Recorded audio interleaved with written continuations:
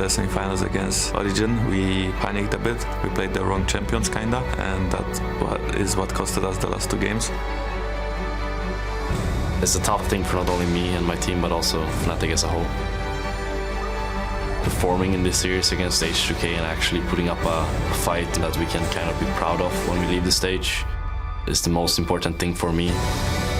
We will try to make it up and not disappoint the match for like 3rd, 4th place. He's down! H2K may have won it! Triple kill, quadra kill for Forgiven! We only get stronger from this, and I really want to perform there. Fnatic on a hunt, looking for Trick, and he manages to take him down. Absolutely fantastic from Fnatic. For me, it's just really important that we put up the performance as a team and give the people in Rotterdam a good time. We'll do our best to win this game for 3rd place. It might be a much closer series than people think. We have to fight for the championship points.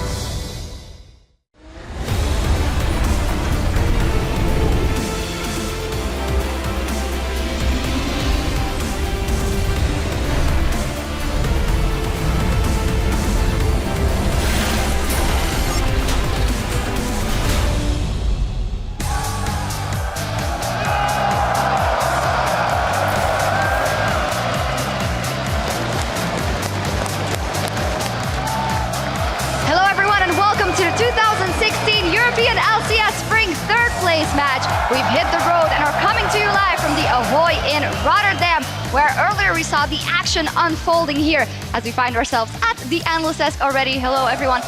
And there, the fans, they lined up really early and we got to see them actually in the morning as well. Some cosplayers, Fnatic, of course, a very popular team here taking to the stage. And there's Fnatic themselves, of course, very concentrated to take to stage, as well as H2K fighting for that 3rd place match. And with today's match just minutes away, the arena is absolutely electric. Hello, I'm F2K supporter here behind the Analyst Desk, where I'm joined by Mitch Kreppel-Voorspools, the jungler for Team Vitality Shuk, en Martin de Fisio Lunge. Nou moeten wij toch een beetje Nederlands praten eigenlijk, want... Ja, want we zijn wel in Nederland hier. En gezellig hier, leuke sfeer. Gezellig, leuke sfeer, veel volk, netjes. Mooie arena. Danish, please. I mean, you should do an effort here. We are in Rotterdam. I know nothing. Yeah, of course. Well, no problem at all. We're going to switch back to English because we want to take a look at the bracket and how the teams that are playing here today got here in the Fisio. You were mentioning to me beforehand that even if you take away the moniker of 3rd place match or final, these are some hype matchups. Yeah, basically both matches we have here, if you swap them around, I still think a final of H2K Fnatic would have been absolutely fantastic. So it shows how strong our top 4 has been. Also because Vitality were kind enough to leave it a little bit early, Shuk. You're welcome.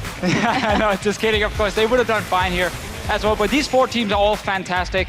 And this game between H2K and Fnatic, it's 2 teams who obviously want to come in here and finish as high as possible. Yeah, and I feel like for both teams, they want to look today what they looked like, actually not in the most recent round that they played, both for H2K and Fnatic, who of course got knocked out just last week. Yeah, but if you look at how they got here though, for Fnatic just kind of started at the bottom, now they're here. H2K, they came down from the top and they started crashing down. They did not expect even to play this 3rd place match, let alone have such disappointing results in some of their games. So I think they're really looking to prove a lot more, whereas Fnatic, we have to say, they have some experience with losing, so they may take the series a little more easy, but they have performed very well in front of crowds overall. And we have to remember that not only, of course, pride here on the stage is at stake, but also championship points. Sole possession of 3rd place banks you a lot more points. That is so important with that race for Worlds. Yeah, last year the difference was only 10 points, and 10 points must be familiar to Shuk, because that's what you guys have right now. 10 points is not enough for us to get the World, so in the summer we have to step it up, and we're going for it. You simply have to win the splits or run the gauntlet. Easy.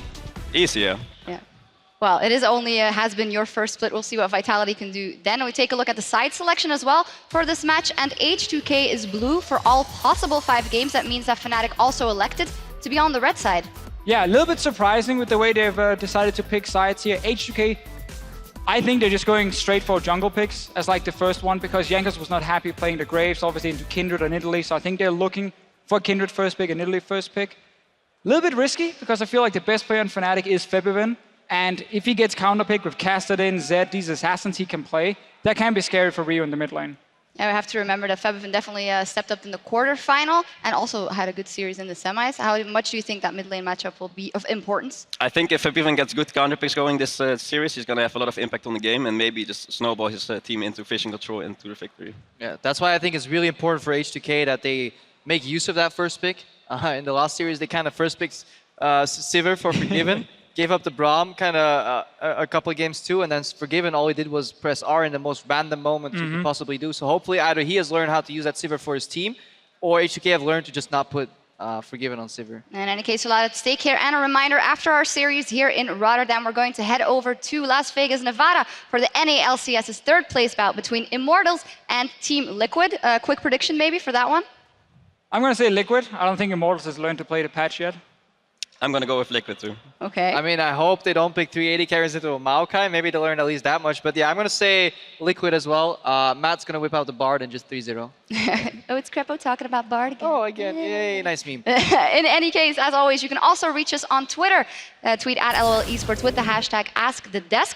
And throughout today's games, we also want you at home to join in on the excitement here in Rotterdam. So add LOL Esports on Snapchat and get an inside look at the competition all weekend long. Yeah, interesting. I was actually following another Snapchat account, Shocks or something, Yeah? also daily updating. A Kryptonite also has good stories about that. Way better than LOL Esports. No, not better. Nice sellout. Not, not better. We're all together, all good. But it's time to go to the stage because it is finally time to meet the contenders for today.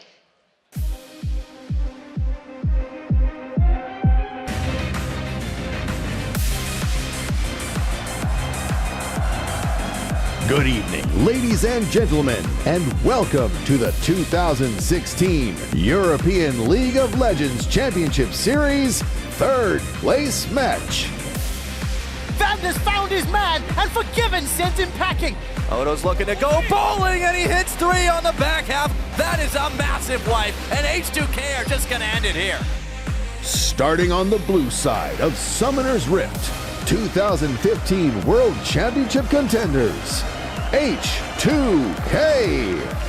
In the top lane, Odoamne. Roaming the jungle, Jankos. In the mid lane, Ryu. At AD carry, Forgiven. Supporting, it's Vander. And their coach, Prolly. Ladies and gentlemen, H2K.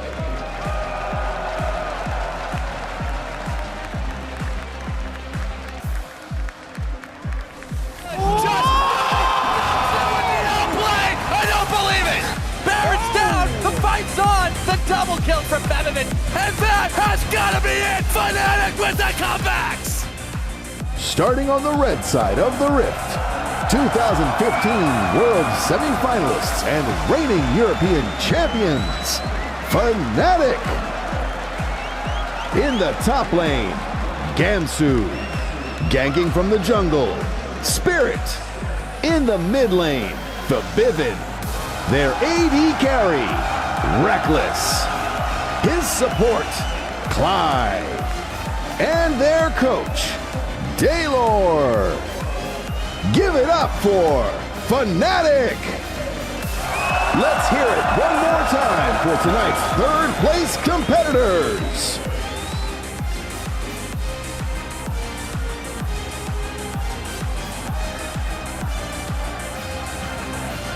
Well, there they are, H2K and Fnatic taking to the stage, and obviously a bit of a louder roar for Fnatic and FEBVN. He's also wearing an amazing cape. He has the whole flag already. I saw it from very far. It's like, why is he wearing a French flag? And then I realized that was stupid. Oh, crap.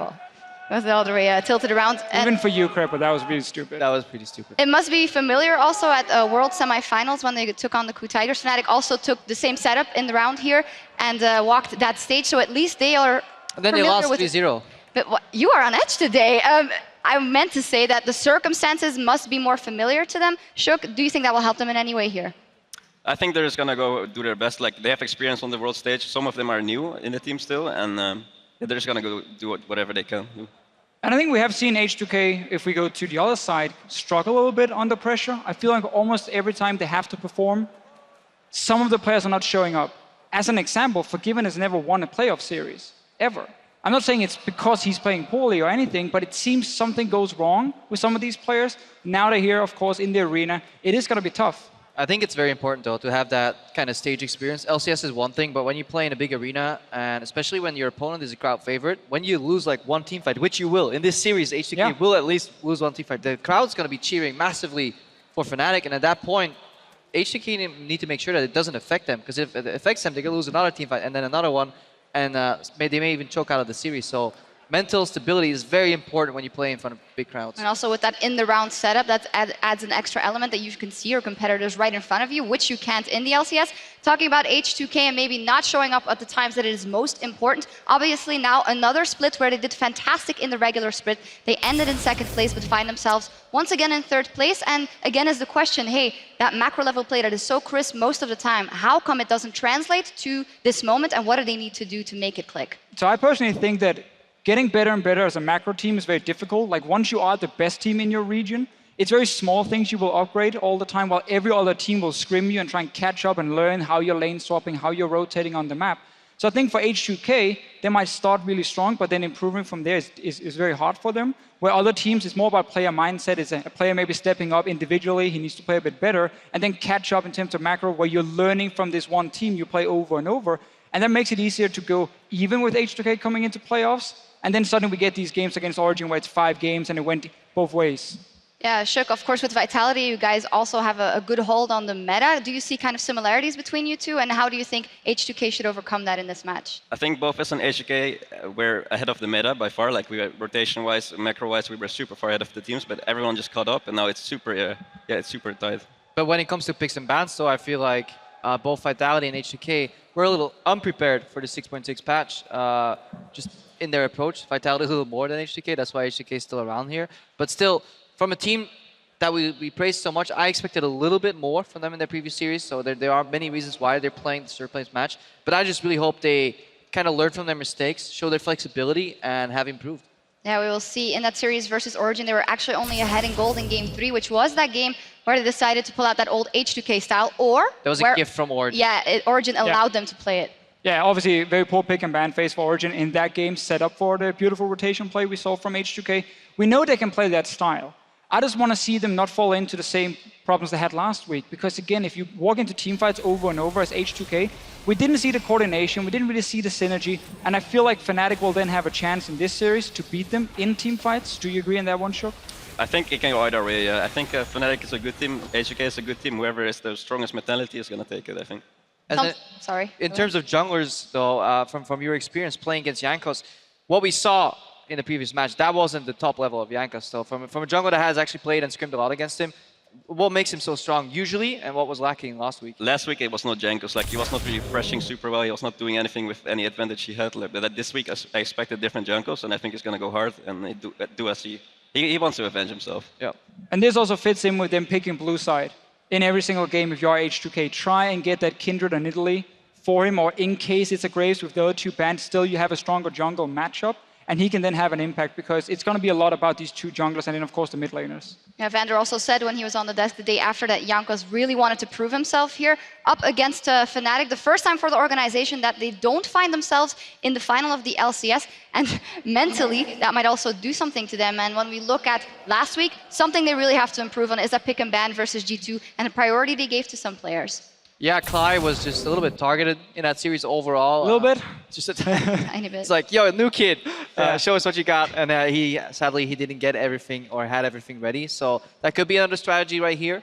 The Thresh pick could ironically be a cornerstone, because I think it was banned a lot against Vander too in that series, despite Braum and Alistar kind of being the more stable picks. I think we'll see more a potential Braum first pick though on the side of H2K. Just lock in that really safe support that can then cancel just a lot of what Fnatic bring to the table in teamfights, and H2K can still function as long as they enable Forgiven. What would you think the most important element in the pick and ban phase is? Who would you give priority to? Jankos on the side of H2K? I think Jankos is going to go for a strong jungle pick. Spirit is going to do the same. It's going to be down to whoever pushes mid lane can get the space to go invade and get vision control down. All right, I did get to cue that the teams are ready, so we're going to kick it over to the casters and get the series on their way. The Dankie Yves, hoe gaan dit Rotterdam? My naam's Quick Shot. Dit kan nie Dutch praat, maar ons kan 'n klein bietjie Afrikaans praat from South Africa. Ek's bly om hier te wees en dit's showtime. Well, now that you're done going full South African, Trev, I'm Pulse, this is Stress, and it's almost time to get into picks and bans between H2K and Fnatic. It is, and in this series, you've got to look now with the side selection. The desk talked about it, but we have to continue to talk about the danger that is Fnatic always having a counterpick in this series. Every single game, Feberman will have the option to counterpick mid, and we know what a danger he can be with that. We've seen the Kassadin in playoffs, we've seen these big ticket picks really help Fnatic out. And he's going to have to step up this series because Fnatic looked lost against G2 throughout a lot of their games. We're getting set up for game 1 of Picks and Bans. We know the match and the meta. Patch 6.6, Aurelion Sol will continue to be disabled. Look, Siva, Maokai, the desk has spoken about the junglers. Stress, what else are you looking at? Yeah, always looking at Lissandra on blue side, especially for Rio as well. For H2K, it's been a big pick, so I would actually expect Fnatic maybe to lock that out in a couple of series. You know, we've seen just some big picks all around. A lot of jungle focus in the bans. Nidalee banned out, I believe, in 12 games. Just, you know, it's always 2 jungles banned, 1 gets through on the first side. That's what the desk is saying Jankos is looking for. We haven't really seen much Kindred out of him yet, but surely H2K have picked that up in the last 3 weeks at least. I mean, of course, right, but you've got to also look at like ADCs, because looking at Civis specifically, both the AD carriers not good track records, both 1 and 3 of the pick, even though they're exceptionally good ADCs. So I want to see if it becomes like a trap card going into picks and bans. Yeah, especially with the power and the versatility that champion offers the current meta. Ladies and gentlemen of Rotterdam, we are jumping into game 1 of Picks and Bans between H2K and Fnatic. And right out the gates, Braum is denied to Fnatic. Taken away, and that's one we didn't really pick too much up on, as we were talking at least, is that Braum pick had such high priority in the last series for Fnatic and for H2K just in general. So a big number of picks we were expecting to be gone are already taken from this game. Yeah, the Nidalee also being banned up against Jankos. We were talking about how maybe H2K will prioritize those junglers coming into this champion select, and throughout the whole series, since they are always going to be on the blue side, Zed is the next ban, followed by Lucian out from Fnatic. And this is something we were actually discussing now back before the show, is do we see Lucian bans come out from Fnatic? And, you know, we were thinking about that because just of how H2K with the Civ really weren't effective. It either forces H2K to pick it now or give it to Fnatic in the first rotation. Echo is still available in this pick and ban. We've still had some priority on the support with the bans, but there are a couple available that we've seen come out. Fnatic may be getting a little pinched in that regard, though. And of course, talking about some of the other meta picks and the fact that H2K went for that first pick Civ last weekend, it didn't work out for them. Could be that trap card, that Pulse we were mentioning before we went into picks and bans. The last ban is a Twisted Fate, once again targeted towards H2K, and now they're put in a difficult position. Will they lock in a jungle, a top, or that Siva, the top line ADC? Very interesting. We see the TF rather than the Lissandra. Lissandra is a little bit better at, you know, coming in and setting up team fights properly. But Lissandra going to be available for H2K should they want to go for it. That Echo was passed over in the first pick. So interesting. First pick's actually going to be Kindred, and now do Fnatic just pick up Echo? And I like this decision actually by H2K. They give Jankos a strong champion, and Odoamne, his Echo wasn't particularly impressive in their last series anyway, so they don't have the rush to pick that up. I expect Odo to have really bolstered his performance on Echo in this series, and I expect to see them pick it later.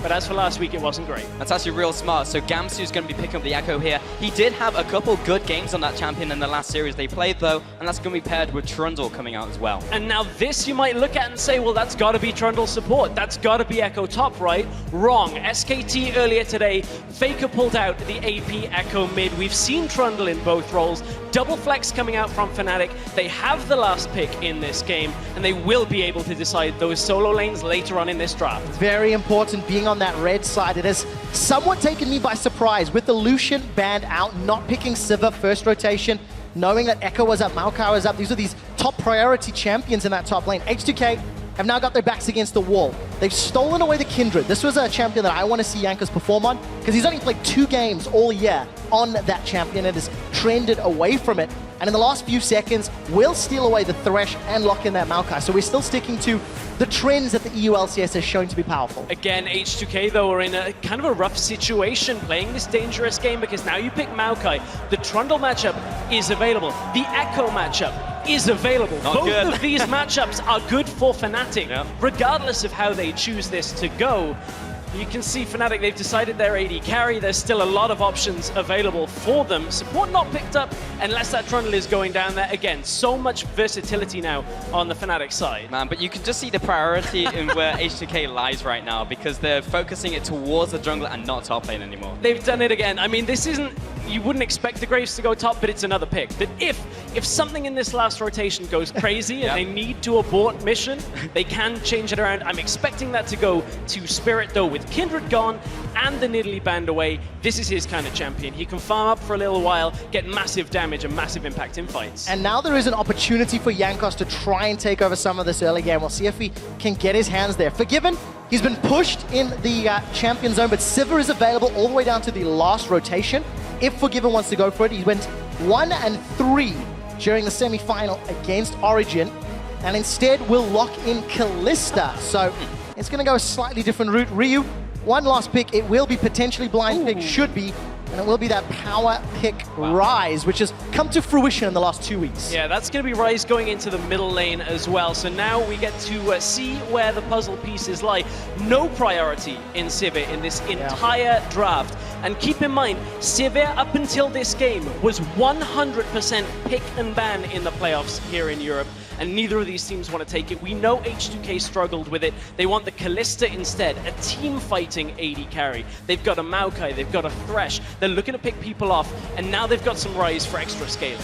Yeah, and it'll be interesting if they lock in the Azir mid lane. A lot of people have been talking about how Rise is actually good into that matchup, and some have argued against it as well. So we'll see what that one is, because as you mentioned, there's so many flex picks on Fnatic, it could really be anything here. Glad to see Rise come back in, the Machine Gun Caster back in the mid lane. Yeah, and in the last few seconds, Fnatic most likely going to switch away. I think the majority of voices we've spoken to feel that Rise does well into Azir, and Febiven says, I cannot. He dares to challenge and locks in the Azir to complete the Fnatic comp. Now, this for Febiven has not been the best pick for him. He's only really played a handful of games, and his Azir KDA coming into last week's games was 0 in the previous game. It was actually his worst performance since week 6, so let's see with the home crowd behind him now if he can use a tank buster of Azir to break through Odoamne's Maokai. It's going to be very challenging, because one big difference I see between these team compositions, H2K can point, click, and kill anything they want, whereas Fnatic is a lot more situational. They need the right angles for the Trundle pillars. They need the right, parallel convergences for Gamsu's Echo to set it up. And it's going to be a lot more tricky on the Fnatic camp. It is, and Fnatic are going to need a little bit of extra time as well. Not only does Azir need the time, Ezreal needs to stack himself up. And typically teams that have had that, as a weakness in the playoffs have been very slow out of the gate. They're not really getting the objectives very early on. So if we end up in a lane swap, maybe we'll see it. Yeah, but a lot of this is going to be on Fevkin's shoulders in terms of late game damage. And if there's any time to turn up, it's here in Rotterdam for him. Yeah, especially sitting in his hometown in front of the Dutch crowd. Ladies and gentlemen, for the first time on the third place battle, jump onto Twitter and let us know who you think will be victorious. Will it be H2K with hashtag H2K win? Or will it be Fnatic with hashtag FNC win? We're going to have to find out as we get into this game. The crowd is hyped for this series. We're getting ready to head on to the ring. Armed and ready for this third place deciding match between H2K and Fnatic. And there we go, ladies and gentlemen. Let's see where the cookie crumbles. Lane swap or head-to-head lanes? That's going to be my first question. And it seems like Fnatic have grouped themselves up in the top quadrant of the jungle. Maybe going to get some early information here, Look at that, Jankos already with the extra damage on Spirit. You can see why they put the priority on him getting a good pick in the jungle, but it's jokes, but it's really going to pay big dividends in this series. Yeah, we will have to see how that affects things. Of course, both, Spirit likes to farm. Jankos typically is, that first blood king. We love to see him get involved in the action. And, Kindred, Maokai, it's a pretty good pairing to get early damage and early kills, potentially in a gank if we end up in standard lanes, but it is not going that way. You can see how Gamsu is headed down to the bottom lane, and a kind of an interesting point here. Typically, over the last few weeks when we've seen lane swap wards put down, normally they've covered every single entrance to the bottom lane, and it allows you to spot out a lane swap very early on. This time there is no ward hugging the base wall or the inner tower in the bottom lane here for H2K, so they won't have the vision. Then again, neither will Fnatic. Looks like we're ending up in Australia lane. Yeah, it does seem to be the case. So H2K may be calling Fnatic's bluff, anticipating the move and sending Forgiven and Vander up top, so we will get somewhat traditional lanes despite them being inverted.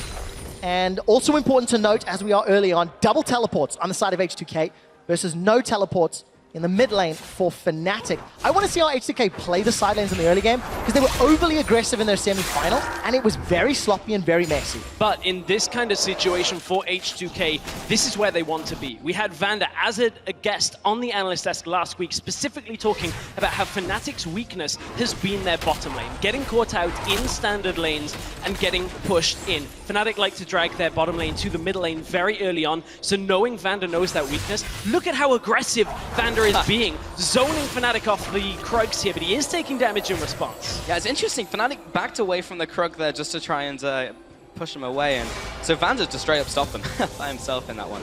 Yeah, manages to interrupt. Vander not running Exhaust either. So I'm keeping track on these summoner spells. We'll find out how impactful that Exhaust is later in the game. And Wind Speakers on Rise. Yes, so Rise Storm Raiders. Storm Raiders, that's where I was going to go. Rise deals a lot of damage very quickly to people, so you get to proc that very effectively. Also, Rise just benefits off movement speed, being able to keep chasing people down. But the effect of what Vander did there in the top lane was actually get the level 2 early. It meant that Fnatic couldn't really do too much. Then again, they have an Ezreal. You don't really want to go aggressive on a Kalista this early on. So H2K will be fairly happy with the lead that they've got themselves so far in that top lane. I just want to see how much Forgiven can do up there, because you put Forgiven and Vander in a straight-up 2-on-2 lane, they will do some work. And against Reckless, who honestly is a pretty passive player with Fly in that lane, I think they could do some real work. Jankos already invading the enemy jungle, just trying to find Spirit, trying to find something, hopping over the wall. He knows this is getting taken, so he's going to be poking Spirit a little. But just contesting this Krug, Smite goes down. Jankos is out of there. Yeah, Spirit didn't have his Smite available. It was coming up just as Jankos hit his, so easy Smite away. That's going to slow Spirit down just a touch, but also now Jankos, he's a bit afraid to go into his own jungle now. He's like, uh-oh, there's a Kindred somewhere in here. I can't really stick around too much. Yeah, decides to play that one a little safe. Have a first glance of this mid lane matchup, even as far as the farm is concerned. Ryu's already back to pick up what is a very early tier, teleport down. And he's just going to continue stacking that and farming it up while Forgiven and Vander, they're shoving away with him. This is what we've seen time and time again out of H2K in standard lanes. It is. I mean, H2K are dominant in standard lanes. Forgiven normally at that 10-minute mark averages about a 9 CS lead up on his lane opponent in standard lanes when we looked at the games. And they actually get so much presence in this lane, so much dominance, that when it comes to their pushing, in the 11 standard games for H2K, 6 of H2K's 9 first towers were taken by Forgiven. That is the most of any player we've got here in the EU LCS. And that strength of H2K in pushing the lanes, getting a tower down, will in theory be exemplified by Fnatic, because they are a reactive bottom lane. They're already seeing some pressure on these crabs. Jankos actually picked up his first passive stack earlier in the game, and with that Scuttle Crab being killed, it'll at least deny one of those spawns for Jankos. Already showing up just a little earlier than he did in the semi-final. Spirit also pushing into the enemy jungle as well, so he's not just going to sit back and allow Jankos to take all of his camps.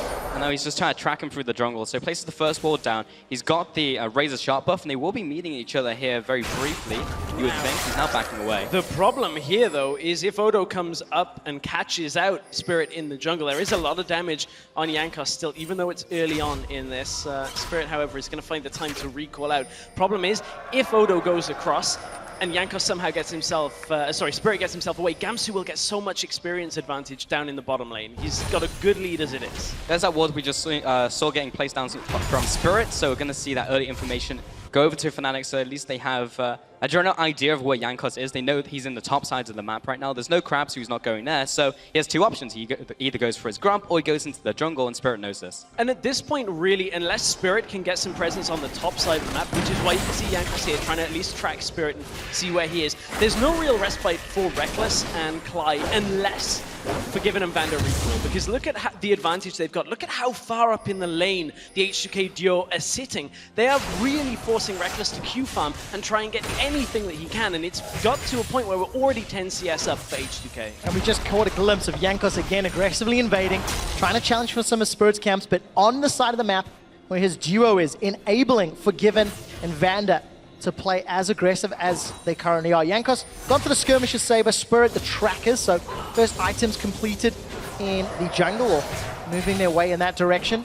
And I want to reiterate, when H2K were playing somewhat standard in Australia lanes in the semi-finals, their tower dives in the first 2 games were very messy, very uncoordinated. They gave Origin time to respond. Then later in the series, when H2K were meant to dive, they were then too scared because of all the sloppiness and the mistakes. So I want to see how much they can improve from last week to this week, Pulse. They just need to go back to the regular season H2K, because they were an entirely different team. You're just seeing how hard that matchup is from our kind of bottom lane. But here they've had more time to prepare as well, and Clyde getting dragged into the top lane. This is a really brutal lane, and the Ren hasn't even come out yet. There it is, and you see how low it takes him. Just need to see H2K come back on form. So far, looking pretty good. And in this situation, you know, a lot of people have talked about how Thresh typically isn't the best support. We had a lot of support bans in this matchup, and we're seeing that even Vander on this Thresh into Clyde, he just lands one hook, the damage goes down, still got the potency as ever, it's just not top tier. No, not this time around. Feathervin's being run down by Rio, the power's been unleashed, and Feathervin will just slide and glide his way out. Fan vote on the side of Fnatic, no real surprises there. But we're even as close as it can be in the opening minutes. Nobody has made a major mistake yet, with the exception of Reckless being bullied in this lane. But you kind of expected in that matchup. Also in the mid lane as well, you can see why Ryze is good into Azir, because it doesn't matter if you're kind of long range, Ryze is going to run at you and you're going to have to run away, and at some point he's going to catch up and just hit you with 5 or 6 spells, and you just simply lose the trade. You can't deal as much damage as him in a shorter time frame. But the one thing you do have to really warrant is that Azir is fairly free to farm at this point. Oh, defensive flash from Clyde.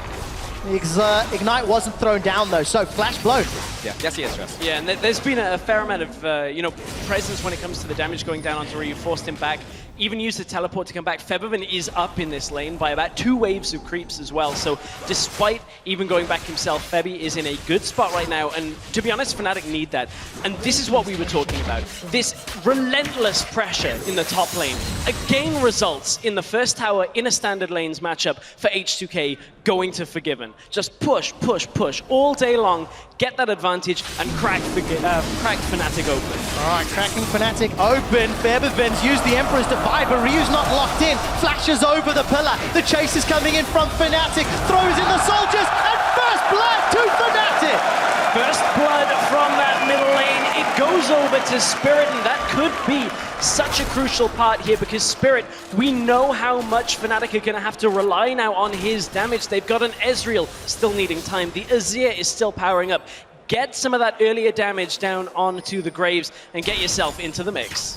Jankos is heading into the mid lane also with Vander, so maybe trying to set up a play here. Vander's in the bush, charging up the Q. Death Sentence doesn't land today onto Forgiven. He'll be backing off. And honestly, H2K not missing a beat so far. Picked up 4 pink wards. They just placed 1 down, and they'll be continuing to do that. Odoamne clearing 1 in the bottom lane, Vander clearing 1 in the top jungle, and complete vision control over H2K. It's really well set up. This is one of the things that I wanted to see from Fnatic. Good coordination and synergy, because it's a difficult CC to land. I don't know about Ryu running an obstacle course, but he had to go around a wall, around a pillar, up and over, and he still ended up falling in that. But H2K do have double teleport advantage right now, so I'm kind of expecting Fnatic to attack one of those, kind of similarly to how Gamsu's doing in the bottom lane, but bring more people in at some point and really attack that. We spoke about how Fnatic like to bring their bottom lane to the mid lane. This is around the time they do it, but that's only really when they have side lane presence, and without a teleport on Azir, you have to leave the Azir in the middle lane. And I think we have to talk about the tank battle as we catch a glimpse of Amazing and Perk sitting side by side, and Mithy getting some information ahead of tomorrow's final. Well, you know, keep your friends close and your enemies closer. So That's it, finding out some information. Glad to see them in the crowd watching, but Gamsu's been bullying Odoamne the entirety of this match. Plus 10 CS, shoving Odo in over and over and over. And this is a good sign for Fnatic, with Feathervin being ahead, with Gamsu being ahead, even though Reckless is down. He's more of a utility ADC that will scale later into the game. Hopefully his front line will buy him all the time he needs. But look at this giant valley that is opening up between Forgiven and Reckless. I mean, it was manageable at first, but because we spoke about how Fnatic's weakness is their duo lane getting caught in these standard lanes, they picked themselves into this corner with Azir, who is just a pick that has to sit mid. You have to clear mid. You cannot really move into a side lane. Otherwise, what H2K do is, as soon as he pushes slightly too far up, 2 TPs come down, that's a dead Azir. he's never getting away. So, you know, Fnatic have to be careful how they play around this. They have to slow H2K's pace down, and that is by buying a little bit more freedom for their duo lane. The warding you can see from Fnatic is so heavily focused on that top side where they want Reckless to sit. That's actually a really good point, because we've seen so many teams fail with Azir in playoffs because he's a really difficult champion to play around. You've got to go like 1-3-1 and play a different style entirely, and we've seen teams just fall apart. So in this game, they're in a much better place because they have a good foundation, as Febiven is already ahead of a matchup that should have been bad for him. I think, though, there is a difference when you look at Febiven playing on the Azir to, with no disrespect, Nukeduck's Azir sits fairly far back in the lane, and that was one of the drawbacks for Vitality, is when playing with this, they just didn't have presence to move forward, whereas Febiven, he's always constantly trying to trade in lane, constantly trying to get himself ahead and push back against H2K. And the moment he's not pushing forward, brings in some friends to play in the middle lane. Klein Spirit with a good roam. Jankos was able to pick up the first Rift Herald here in Rotterdam, and will be pushing aggressively to once again enable Forgiven to play forward, to farm safely. And Fnatic for a second there slipped back into old habits by bringing Reckless down, and what this means is they actually lost control of the easy path to top lane here. You can see Vander managed to pressure them out with Jankos, and now Fnatic have only just got up to the top side to defend. Ryu just used his teleport to come back, but this Rift Herald push coming from H2K is going to be difficult to stop. A lot of pressure coming out. The Death Sentence didn't land, so Fnatic can go a little further forwards and clear out these caster minions. Remember, because that's Herald, no extra tanking down, so that will dissipate real fast, and H2K have to back away. Didn't get a lot of chip damage on that tower. Not a huge amount, but we needed to take some stock of the situation. Fnatic are still marginally down on gold, despite having first blood. Spirit is farming up a Storm, plus 20 over Jankos. That's great in the jungle, and he's not really been needed.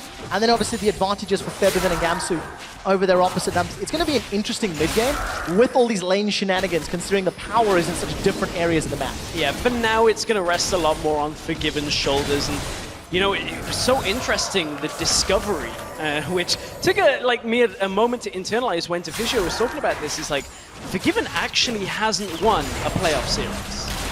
And to put that kind of pressure now, H2K, on this early game, we know Forgiven is exceptionally strong when it comes to his presence in lane, but now once this game opens up, how's he going to do in team fights? There was that discussion, you know, H2K's team fighting was kind of lackluster, and part of that was Forgiven. Will we see that come and undo H2K once again here? This will be a stun here in the bottom lane. It would at least turn Odoamne to fight Gamsu for a couple seconds. But he is Maokai, and he's actually winning against Echo with a last auto attack with Grasp of the Undying. He jumps back in with phase dive, now even up the trade. But Odoamne actually winning in that one-on-one. Yeah, for now, of course, when you're playing into the Maokai matchup, it means that Echo has to take up that Spectre's cowl early. He'll sit on the cowl and just have that and go then the Sunfire Iceborne route. So it does mean that Gamsu's actual presence in trading is a little lower now. Oh, Ryu's in some trouble. Cell just go up. Early cleanse from Febiven, and he'll slide away. Ryu putting the stamp on who owns the 1v1. I'll be honest, I don't think Ryu knew his own strength, because that last overload hit, and he was like, oh, I actually could have killed him if I wasn't going for these minions, and he had flash. So Febiven will have to go back to base, and he gets the push, but still. Yeah, cleanse down. There's a cannon minion wave denied, and some damage placed onto the tower. So Ryu, despite not getting the kill, will do quite a lot of control and some damage. Already getting closer to the Rod of Ages, and this is a very scary champion if he is not controlled in these team fights. But what that means for now is Febiven will have to drop back in the lane. Without cleanse, you can't afford to get rune prisoned and take a full combo. It'll be so easy for Jankos to just come mid if Azir steps too far forward now, and Febi doesn't want to succumb to that fate. He doesn't want to be the first member of his team to fall on home turf. That's not the kind of play that you want to come out, and I'm pretty sure Febi is not going to let that happen. Not at all. H2K constantly staying on the toes, constantly making plays. They were pinging the bottom tower, and they also went for Dragon, so they have Forgiven setting the wave, so that Vander and Jankos, after taking the Dragon, can conveniently just arrive and take the tower. So H2K have got the first Rift Herald, they've got the first Dragon, they've got the first tower. They're going to get themselves the second tower as well. Yes, Fnatic secured a good kill onto Ryu in the mid lane, but truthfully, the map is everything about H2K. Second one has fallen, and they've extended this marginal gold lead. But we can't neglect to look at the farm difference, because although we were talking about how H2K is so good with the objectives, Fnatic in this setup have been able to get themselves previously a gold lead. Now they're going to re-establish it with this tower going down. It's a fairly even back and forth game. First tower goes for Fnatic. But H2K, while all that was happening, was still pushing the bottom lane. There was still a minion wave there. And Fnatic, yes, they respond with an outer, but they're just simply too slow. And this tower will fall. There's plenty of minions there. Absolutely no contest from Fnatic. They are behind the tempo of the play. H2K have managed to secure an additional tower at the cost of one outer. Odo's caught the wave up top, and H2K plays a lot of good vision inside that right quadrant of the jungle before they maybe group middle to see if they can set up some additional pressure on Febiven's tower. Yeah, it's pretty much the only place that H2K can go right now. No Rift Herald, no Dragon. They've taken both of those off the map already. And now we're in a situation where for Forgiven and the rest of H2K, they're going to look towards the mid tower, but the problem is you've got to go through the Azir to do that, and that is very difficult to do. At this point, I mean, Febi, his cleanse is coming back up fairly soon. He's going to be able to push the wave back, somewhat effectively, and you've got Spirit there for wave clear as well. It'll be tough to push the top inner as well, because Gamsu, we've spoken about this, one of the only tanks that really has the ranged wave clear on Echo with his Time Winder, so you can push the wave back preemptively and stop people from pushing into your tower. That's actually very important for Fnatic if they want to continue to stall the game out. Take a look at your itemization as we continue to scale up at 17 minutes. Another bunch of pink wards inside the H2K inventories. Not seeing quite as many from Fnatic as they start Herald, Rod, Blade of the Ruined King, Man Immune, so everybody's starting to scale up, and we could have some very explosive team fights. And I like this out of Fnatic, utilizing the timer that they had on the Rift Herald. Of course, everybody gets it now, as of a long time ago. So what Fnatic did was say, well, H2K only got 2 places to go. Let's make it one place, and let's make it really difficult for them. Let's take away the Rift Herald. Do not allow them to push with that. We'll take it for ourselves and see what we can get done. Well, it's like the Hurricane coming out from Jankos, seeing that build more and more nowadays, but it just kind of shows his mindset. It's like, I'm a carry now in this game, rather than being a facilitator in the jungle. So he's trying to get those stacks, trying to kill people, and trying to hit multiple people. And a lot of the times we see the Hurricane, there is always the Sterix Gauge option as well. This Hurricane obviously allows you to stack up on people during a fight, assists in wave clear as well, which is something that H2K do need a little bit of a hand with. Kalista fairly short range, Ryze fairly short range when it comes to his wave clear, and you have to basically use the ultimate to do it as well. So now just a little bit extra on top of that from Jankos, from Odo Amne, going to help them out. It's just interesting because it pushes back more Sterix, obviously, in this game, and especially when you have an Azir mid lane where most of that damage is going to come out from him, as you just saw in the mid lane as test subject Ryu walks up to him. And now he'll walk back to base. But yeah, so he needs that more at some point, but he's going to be doing damage for now. He's got Lance Respite anyway. Yeah, we'll see how effectively Jankos can make use of it, because this is another game. Oh, that's a dangerous very TP. little impact. TP will complete from Ryu. Soldiers get thrown into his face. I'm looking for support on the mini-map. Nobody has responded. So the tower stands, but that was brave from Ryu. Kind of interesting. Febi did only have one Arise, so couldn't get both onto the tower, which pretty much would have killed it at this point and made that teleport null and void. But Fnatic didn't want to commit. They didn't have the vision around the river and the entrances to mid to really go aggressive onto that tower. Would have been overstepping. Small skirmish maybe opening up. Ooh, Jankos, 2 spear soldiers onto him. A lot of damage comes out, but he'll be backing up briefly, and H2K just pushing up the mid lane. They won't be able to siege because Febiven's there with Spirit, and Jankos will back into his jungle, probably looking up onto the stage from the sidelines. And Ryu finding difficult game to watch. Exhaust has been used.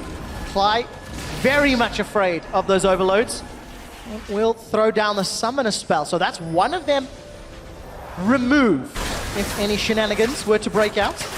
And that is potentially what H2K are looking for. I feel they're in a pretty good position right now. A lot of power stacking up. Ryu has found Febi. Emperor's Divine is flashed over. Febi's going to run for his life, but the death sentence lands, but it's not going to result in anything because Spirit's there to cover Febiven as his bodyguard, and they'll have to back away. That will defuse the situation. Spirit with the potency of the damage right now, and we saw Prawley looking at this game. He'll be happy that he's brought H2K to the point in this game where they've utilized their strength, that 2v2, but now it's all on H2K as a team to figure out which fights are worth taking and how to take them, because that's been H2K's weakness, and it could have gone that way again as Ryu was stepped into parallel convergence. Yeah, I think Ryu actually stepped forward. He's like, the pillar's behind me, I dare you, Clyde. Come at me, bro. And obviously, without the stun landing from Echo, meant Ryu was able to get away clean. So we're 21 minutes in. Still just a single kill on the board, but a number of skirmishes across the map. I think Devourer was upgraded there for Jankos a little while ago, became sated. And H2K still ahead in the majority of the objectives when it comes to the towers, the dragon, the heralds, etc. Let's see if they can continue to press the lead, because they've not been able to crack open this mid lane outer turret because of how well Fabi's controlled that lane. Even though it's been 21 minutes, though, we're hitting breaking point because you're seeing a lot of skirmishes go on. A lot of people are kind of itchy to get into a fight. Dragons now spawning. More objectives on the border starting to open up for people to contest. So we're going to start seeing some bloody fights very shortly. There are only a few members of Fnatic that are easily locked down, whereas Vander... Oh, he's on the wrong side. Throws out a Death Sentence to buy some time. Teleport cancelled by Odo. Yeah. And there was a kill elsewhere on the map as Reckless completed by Gamsu. 1v1. Oh man, Jankos, he's going to have to flash away. And Gamsu is not arranged to follow up. Forgiven was also there to back him up. So they will back away very briefly. Odo cancelled, Gamsu didn't, and looked to go aggressive on a different part of the map. I was looking for where Gamsu actually arrived, and always looking for those kills on a low health, but obviously with that Lamb's Respite available, it's a little bit more difficult to kill than you would normally expect. Yeah, of course, Jankos was able to 1v1 Reckless. Oh, here comes Odo! Caught in the middle! Flash over the wall, and Brute's down Fevin, but he's out the slide and glide back to Cly, and he's still safe. So many close calls in this game. It really, really is. Balancing on a knife edge. Pulse, you mentioned the fights were going to get bloody and exciting. They started off with 22 minutes. H2K, they're going for a Baron already. The rest of Fnatic can respond, but this is going to be close. Yeah, it's going to be close, but H2K, they've got the Callista. Spirit over the wall, he's trying to blind some targets. Hook doesn't land, tries to steal the collateral damage, and Forgiven, he's going to secure it. Two-shot barrage doesn't take anyone down, and H2K get away with murder. Fnatic had absolutely no time to respond. H2K sneak that Baron from under Fnatic's nose. We're going to go all the way back to the team fight that set this one up. Stress, top of your screen, there's Jankos and Reckless. Yeah, this is Jankos and Reckless. We actually didn't see that kill initially, and that's what pulled Jankos so far up. You could see that was where Gamsu was trying to go aggressive afterwards, but you know, Fnatic, they're going to take a Dragon in exchange for the Baron going over to H2K. H2K will favor that time and time again. This is what they want. They want to be able to keep pushing on this map. I'm going to go ahead and say not worth for Fnatic on that one. Not a trade you won at 23 minutes into the game.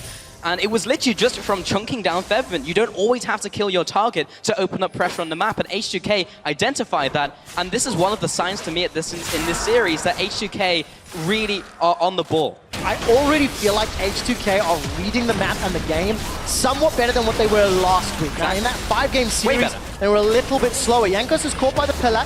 Will be able to find the Lantern from Vander, jump out to safety, but the tower is down. So all outers for Fnatic are knocked over. There's Baron pushing minions in multiple lanes, and H2K have stamped some control and authority across the entire map again. Yeah, just go back to that point quick shot. Like, I really feel that was the problem that H2K had. The further the series went on, they were making aggressive plays, and then they stopped because there were a lot of hesitation. They didn't pull the trigger. In Game 5 of that series, they 100% would not have pulled the trigger on a play like that. And of course, looking at the games last week, H2K felt like they tunneled on the kills. Yeah. They were looking for the tower dives. They were looking, hey, see hero, kill hero. And it didn't work for them. Today, game 1 of this series, H2K say, see tower, take tower. See herald, take herald. Yeah. Hey, Baron's free too, I'll have one of those. Yeah, we'll see whether they're doing that seafood diet in the end, because they may not be so svelte afterwards if that's the case. I know Itzper normally has them on a pretty strict regime for that, but they've seen another tower, Trevor. They've taken it down with that Baron buff push. Very, very well played from H2K. 2,600 gold in the Baron power play. Still available in all 5 members, 45 seconds before it times out. So the numbers are on the top of your screen. And of course, H2K. This is a long series. It is a best of 5. And these teams are fighting for championship points, fighting for a shot, one step closer to get towards the World Championships at the end of the year. And there's something actually with Fnatic in a best of 5 that I've noticed is game 1 is normally a little bit of a feeling out process. Normally where they've run the Kassadin, see what they can get away with in a game, see how passive they can play. Forgiven. They don't want you to make your point. Fnatic will increase the pace gradually throughout a best of 5 if they need to. I concur. Yeah, I concur. I was just waiting for another skill shot to like almost kill Forgiven. I pieced out. I was like, that's all I'm saying. I'll get back to this later. All right, well, we will follow up with that point a little bit later.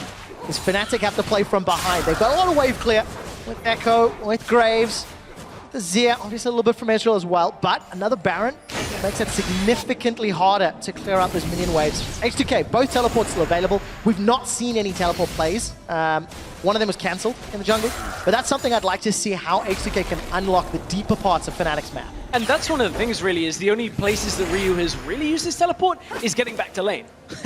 It's always been, well, I'm just going to keep my lane alive, keep it going. Now Ryu's over in the side lane, pushes it out. So it's H2K's prerogative to try and look for a weak spot. If the Azir, if the Ezreal are pushed further up in the lane than they should be, slam those two TPs down, get yourself into the fight and crack open Fnatic once again. But that's been like the old joke, right? It's like, yeah, I run TP to get to lane faster. But in this game, it's actually really good because he's been able to put pressure on Febvin.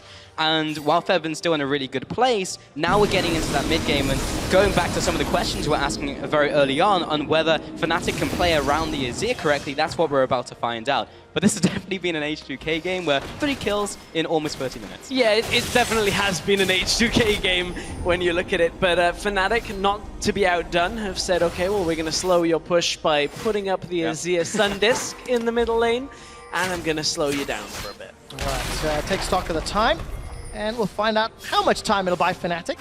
As Jankos and Bandit are teaming up again, this time is to provide some support to Ryu, pushing in the top lane. Some slightly different boot enchantments than I'm used to. Alacrity on both Odo and Jankos. Make sure they can lock down the very slippery Fnatic team composition. And at nearly 30 minutes into the game, 2-3 items are being completed on a lot of these carries. It's going to be very scary if somebody's out of position or makes a mistake. But a lot of these items for Fnatic, looking for Jankos. Ryu comes in from the top. He's going in, he's gone out. A lot of these items for Fnatic are all about, the ability to either kite or move faster, get away, disengage. There's a Rallies here. You've got 2 Iceborne Gauntlets. You've got a Blade of the Ruin King. It's not often used for that, but at the same time, everything is going to help Fnatic distance themselves slightly. Plus the Azir ultimate, if H2K don't absolutely... 94 gold in the bank. If H2K don't lock somebody down quickly, Fnatic have the chance to run. All right, have the chance, and they're going to have to be running for their lives for a little bit longer because H2K are playing on the front foot. Gamsu and Oda, they're going to go toe-to-toe.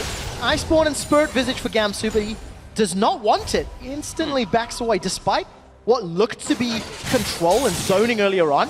He's the one playing defensively now. Really weird. I see both of the junglers coming to the bot lane, so I did have a point about Maokai, but we're going to have a fight instead. Gamsu, Q's going to land, Arcane Smash, Jankos is coming in, marks him with the E, and now he'll back away because Maokai wants farm. And they'll back off. But to talk about Maokai Echo, it's a really interesting matchup because Echo generally should win that lane. There's a lot of times where he's just straight up stronger, like he can farm from range, he can poke from range. Maokai just can't get in range of him.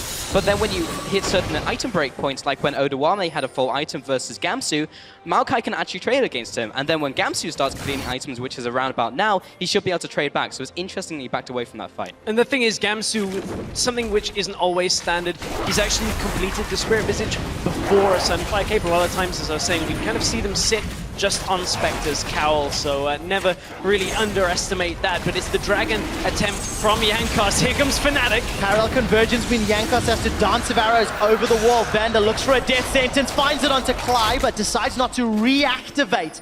Dragon secured by Fnatic. That is the second of the game. Allows him to get that damage over time onto some towers, but it could be a sign that the control is shifting. Fnatic, back-to-back Dragon. Look at what H2K have done, though. They've said, okay, we'll give you the Dragon, but we're going to push with Ryu in the top lane. Look, it's pushed all the way to the inhibitor tower, and nobody has gone to defend it. Odo on the bottom side has pushed out as well. Only one member of Fnatic has a teleport. They cannot defend both waves at the same time, so at a minimum, they're going to lose one of the waves' worth of experience. While it seemed like Fnatic had the tempo, H2K were literally dancing around like a bull in a matador because Fnatic, they were all in a group, and H2K was like, fine, we'll just push top, we'll push bottom.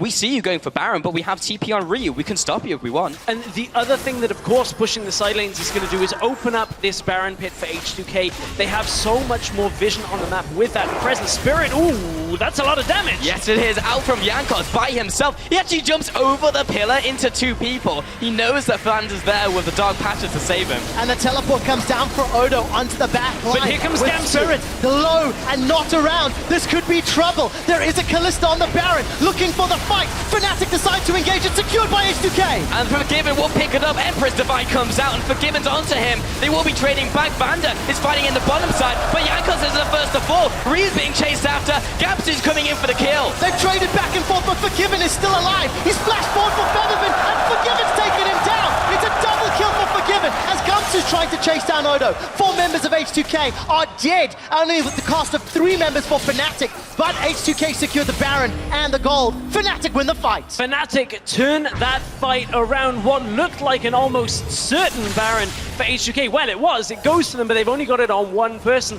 H2K wanted to peel back, but the problem, look at where Fnatic choose to fight in the Baron pit with the Kindred ult on top of it. Spirit was so low here that he actually gets helped out here. He goes over, in goes Jankos into the fight. Has to selfishly ult himself, and look, Spirit, he had the more proc on it as well, so he was getting healthier and healthier. All this time, Reckless is dealing damage. Featherman, for the most part, was safe until Vanda deals with the problem head on, flashes over the wall and deals with him. But look, Reckless is almost full health. This entire fight, he was able to just poke people down from inside the Baron pit after the buff had gone. And look at it, we are about down to 0 for H2K's power play. Extremely key in that fight. Reckless, as soon as he saw the fight turning, there were 2 squishy targets in the backline over the Baron pit. He flashed and E'd over the Baron pit to go for both those targets, and he single-handedly picked up 2 kills, which turned the fight. So despite the fact that H2K have been in control for nearly 30 minutes, Fnatic win a pivotal team fight.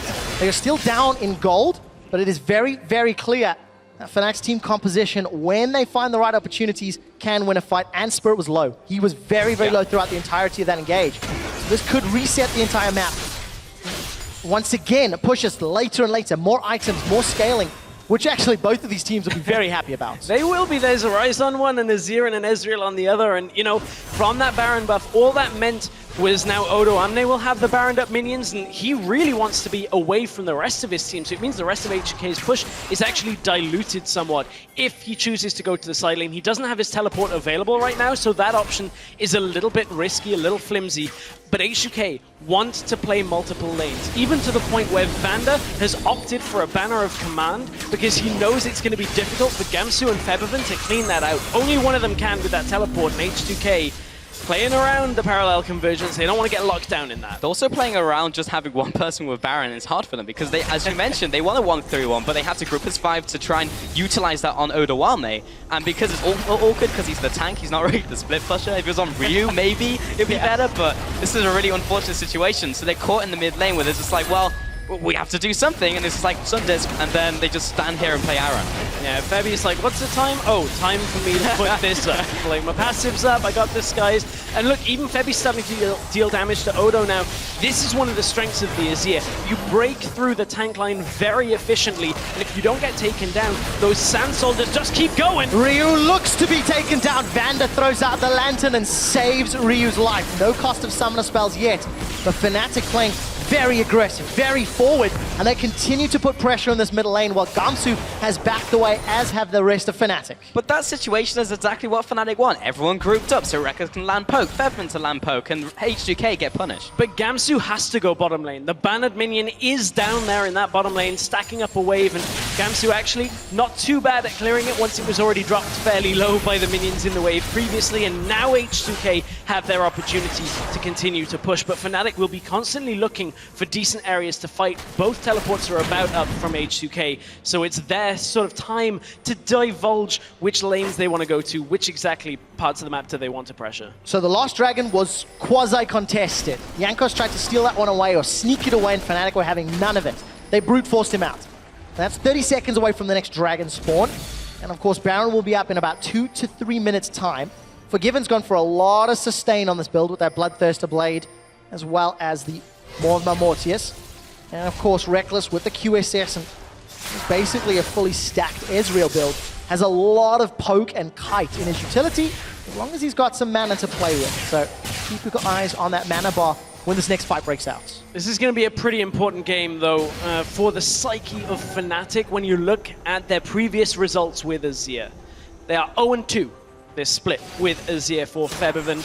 And you know, if they can actually win a game with this, it will give them that other option, because if you go 0-3 with a champion, you're like, okay, maybe this just really isn't working for us. Maybe this isn't the pick to play against this team, but Fnatic have managed to claw themselves into a situation where it could work for them. They are still behind though, and H2K are still looking for opportunities to close. Here comes the teleport into the backline from Odo. This will be the flank. Who's he going to jump onto? It's going to be Spirit. He dashes away. Gamsu now coming in. Forgiven is being zoned away. Kalai finds him. Ryu gets the first kill onto Spirit. The ultimate out from Fevin. He's looking to tear apart the tree. Odo on is dropping low. And Forgiven, he's still kiting away. Gamsu finds him. Just back to safety. That's the double kill. 4 kills over to Fnatic. That will be the wipe. Everything's coming up Fnatic in these team fights, and H2K are showing the same weaknesses that cost them a spot in the finals. H2K have fallen apart at the seams in these team fights, and difficult picks to deal with have completely torn them apart. And how pivotal was not having an exhaust. Gamsu completely soloed Forgiven on their back line. Death timers are up to 45 seconds for H2K, and Fnatic, they've taken down an inhibitor turret. They've taken down an inhibitor. They've set their sights on the Nexus. They're actually just going straight in for the kill here, guys. And with the death time is so low, there's nothing that H2K can do. The second Nexus tower will fall, and Fnatic find the first win in its best of 5.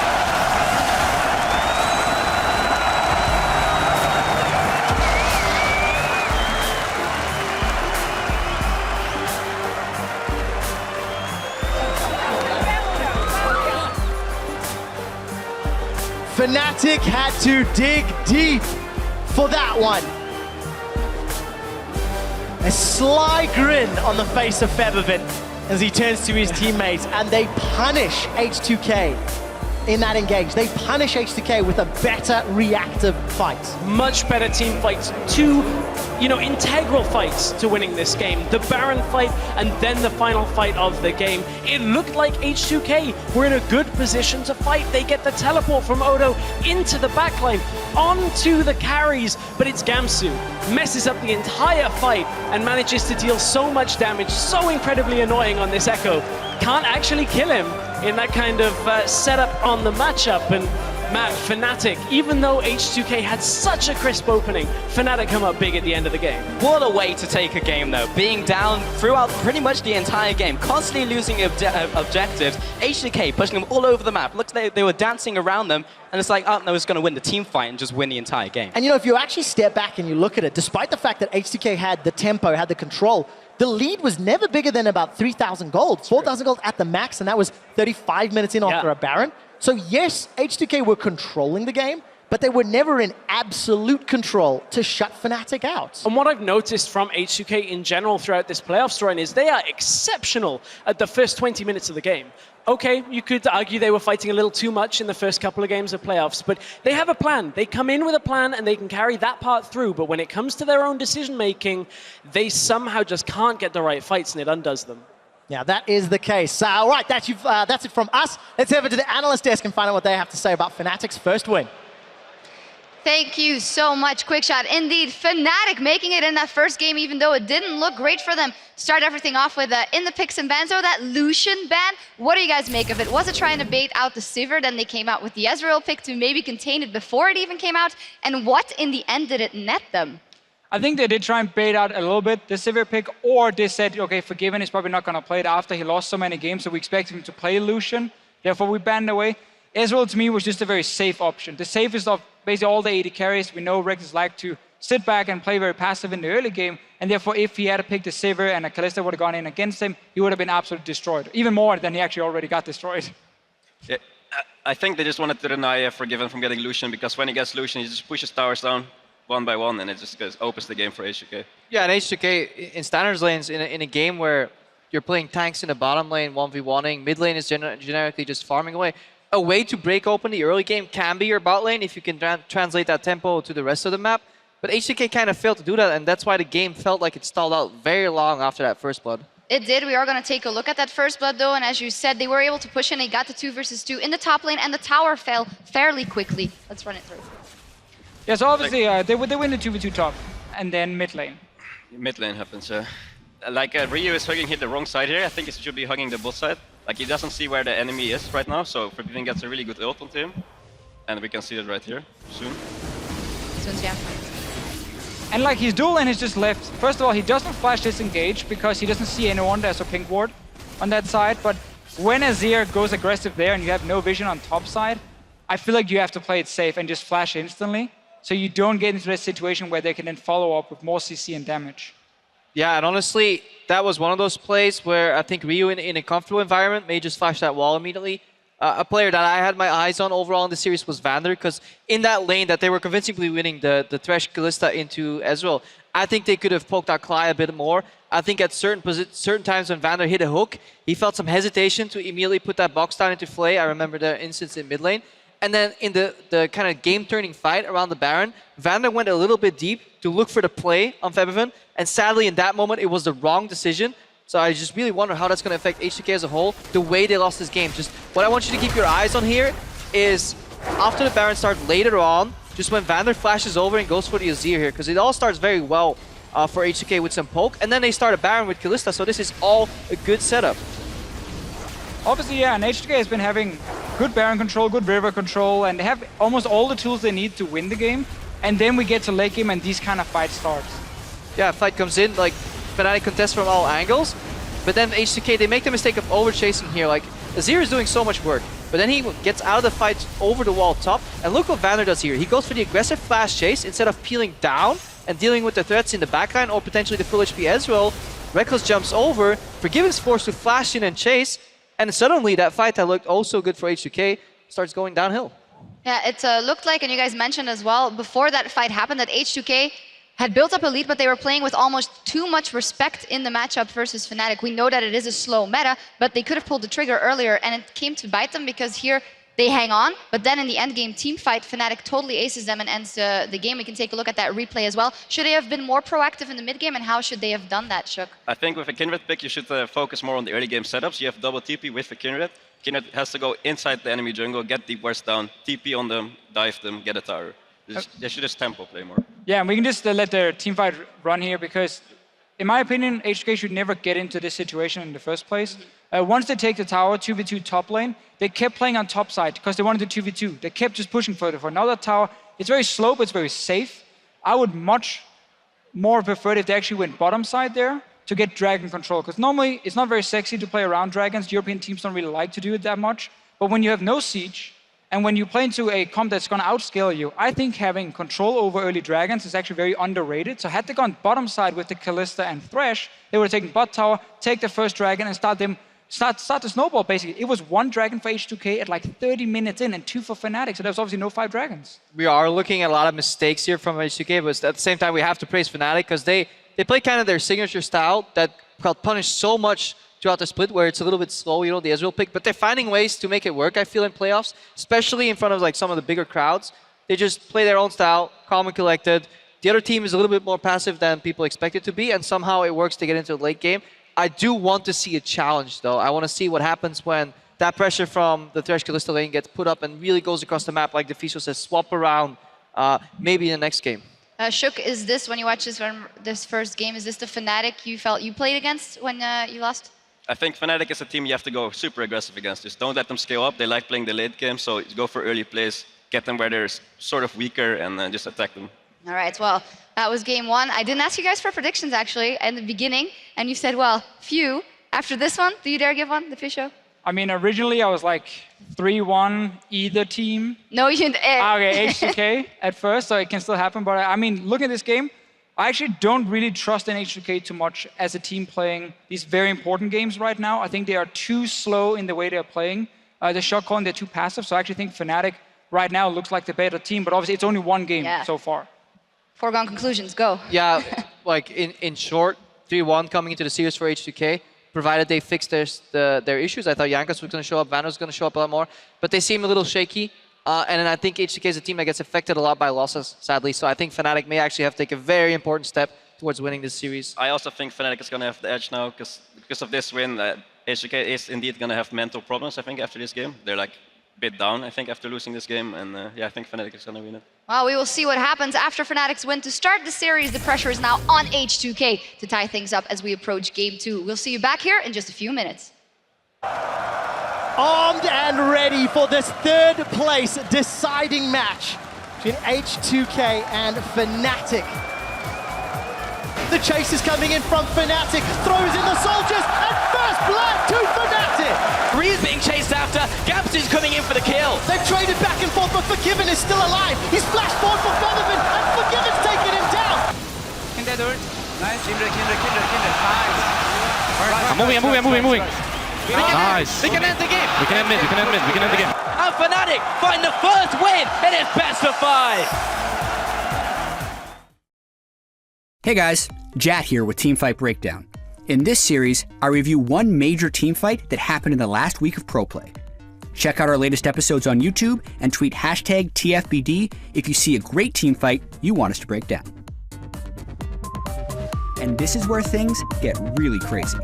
Wild Turtle's Jhin would have killed Hauntzer's Maokai here with an auto attack, except at the perfect time, Hauntzer goes untargetable with Twisted Advance, dodging the attack.